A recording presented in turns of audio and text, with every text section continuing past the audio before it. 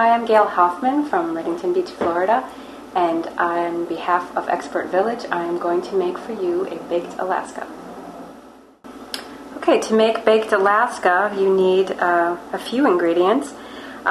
Egg whites for the meringue, sugar also to add into the egg whites and make it a nice glossy meringue. You will need some ice cream. I'm going to use two different flavors. One for the outer shell and one for the center, and it makes it look prettier and gives it a little more interest.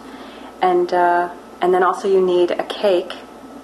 I already have a prepared cake, and you will need a stainless steel bowl and some plastic wrap. And the plastic wrap is a very important tool for Baked Alaska because you're going to use it to create a mold for the ice cream and shape it and get it out of the container when you're ready to unmold it.